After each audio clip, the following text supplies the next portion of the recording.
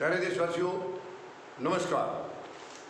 कई दिन से आप सुन रहे हैं, यानी कि 9 मार्च के बाद से लगातार एमसीडी चुनाव के बारे में काफ़ी चर्चाएं चल रही थी और 9 मार्च को तो बल्कि इनकी घोषणा होने वाली थी, प्रेस कॉन्फ्रेंस बुला रखी थी और अचानक से केंद्र सरकार की चिट्ठी आती है, चुनाव को रोक दिया जाता है। अब इसमें इनकी मंशा यानी बीजेपी की या केंद्र सरकार की मंशा और टाइमिंग, इन दोनों के ऊपर काफ़ी सवाल दिल्ली में चल रहे हैं।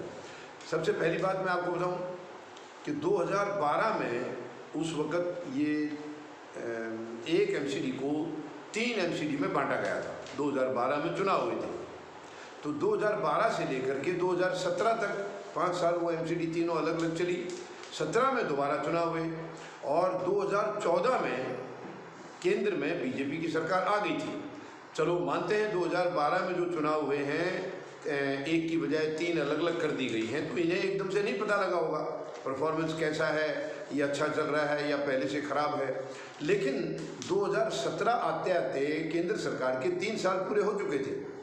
3 साल के दौरान तो इनको पता लग जाना चाहिए था कि एमसीडी जो 3 की गई हैं वो सही काम नहीं कर रही हैं, उससे परफॉर्मेंस कम हुआ है पहले से। इस किस्म की अगर वो केंद्र सरकार काबिल सरकार है तो 3 साल का टाइम बहुत होता है इतना ये परखने के लिए कि ये पहले 1 थी तब अच्छी थी या अब 3 है तब अच्छी है। तो केंद्र सरकार को कोई चिंता नहीं थी, कुछ नहीं सोचा इन्होंने। और 2017 में फिर दोबारा से एमसीडी के चुनाव हुए, तीनों एमसीडी के अलग अलग, वही उसी मुताबिक जो 2012 में हुए। इसके बाद 2017 का ये चुनाव होने के बाद 5 साल का टेन्योर इनका पूरा हो चुका है और 9 मार्च को घोषणा होनी थी चुनाव की। कई दिन पहले से चर्चाएं चलनी शुरू हो गई थी, अखबारों में आ गई थी, टेलीविज़न पर आ गई थी। एमसीडी चुनाव की सब तैयारियाँ भी शुरू हो चुकी थी और 9 मार्च को तारीखों की घोषणा भी करनी थी। चुनाव आयुक्त जो है प्रेस कॉन्फ्रेंस बुला ली थी। केवल 1 घंटा पहले केंद्र सरकार की चिट्ठी आती है और चुनाव टाल दिए जाते हैं। हालांकि ये मैं पहले भी बता चुका हूँ, चुनाव आयुक्त बाध्य नहीं थे केंद्र सरकार के आदेश को मानने के लिए, क्योंकि ये स्वायत्त संस्था है। हालांकि स्वायत्तता छोड़ी नहीं है सरकार ने, लेकिन ये उनको मना कर सकते थे। अब पता नहीं इनकी क्या मजबूरी थी, जो भी रहा होगा, जो है वो घोषणा जो है टाल दी गई और इसके बाद ये प्रक्रिया शुरू हो गई है कि अब तीनों को एक किया जाएगा, तीनों एमसीडी को एक किया जाएगा।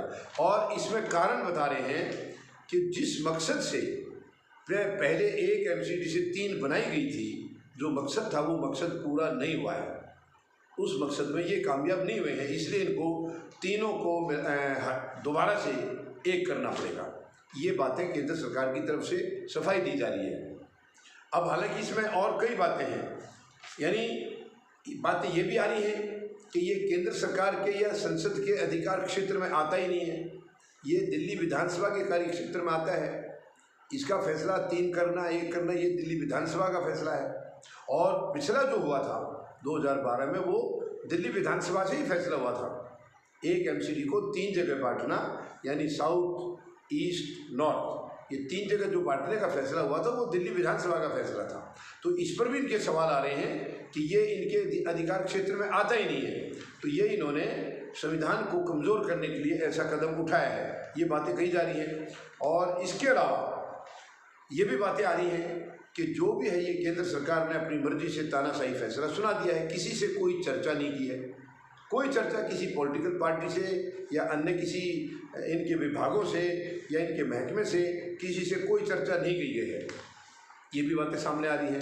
साथ साथ ये भी कहा जा रहा है कि इस वक्त देश को चिंता होनी चाहिए थी, जो रूस और यूक्रेन का युद्ध चल रहा है।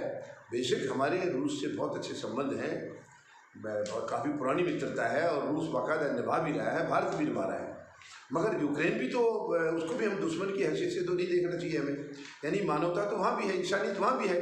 तो ये जो भी हो रहा है, मैं ये नहीं कह रहा हूँ कि रूस दोषी है या यूक्रेन दोषी है या क्या है, उस तरफ नहीं जा रहा हूँ, लेकिन मानवता के नाते भारत का ये फ़र्ज तो बनता ही था कि उन्हीं की चिंता इस वक्त की जाती। ये भी बातें आ रही हैं, इस किस्म की बातें भी आ रही हैं कि रूस और यूक्रेन की चिंता करनी चाहिए थी, इनके बीच में मध्यस्थता करके किसी तरह इस युद्ध को रुकवाने की कोशिश होनी चाहिए थी। वो ना होकर के भारत सरकार को फिक्र हो गई है 3 MCD को 1 करने की। तो ये सारी बातें आ रही हैं। अब इसमें क्या सही है क्या गलत है वो मैं समझता हूँ कि आप सब इसके बेस्ट जज हैं। आप सब देखिए कि ये केंद्र सरकार ने सही कदम उठाया है या गलत उठाया है। हाँ, मंशा के टाइमिंग के ऊपर बिल्कुल है। 2012 से और जिस वक्त ये मतलब 3-1 बनाई गई थी और उसके बाद यानी 17 में जब दोबारा चुनाव हुए हैं तो इनके 3 साल हो चुके थे। वो समय बहुत था इसको जज करने का। अगर वो उसमें नहीं किया गया, अगला 5 साल भी कंप्लीट हो चुका है, फिर भी जज नहीं कर पाए। अचानक कैसे जज हो गए ये? तो ये चीज़ें अचानक तो नहीं हो सकती हैं। इसका मतलब इसकी सरकार की प्लानिंग 1-8 साल पहले तो जरूर रही होगी, तो वो सामने क्यों नहीं आई? चुनाव जब घोषणा होने वाले हैं, चुनाव आयोग ने प्रेस कॉन्फ्रेंस बुला ली है, तब अचानक चिट्ठी आती है। तो इसके पीछे मंशा गलत तो लग रही है, टाइमिंग की गलत है, तरीका भी गलत है। ऐन वक्त पर यानी जब ये चर्चा शुरू हुई थी MCD चुनाव की, उससे 1-2 महीना पहले ही बता देना चाहिए था केंद्र सरकार को कि चुनाव अभी नहीं होंगे, चुनाव बाद में होंगे, क्योंकि हमें इन तीनों को वापस मिला करके 1 करना है। तो ये बातें पहले आनी चाहिए थी। तो जिस तरह सरकार काम करेगी उसकी मंशा के ऊपर सवाल तो उठने जरूरी है, लाजमी है। अगर उसकी मंशा में कोई चीज़ कमी दिखाई देगी तो सवाल तो उठेंगे।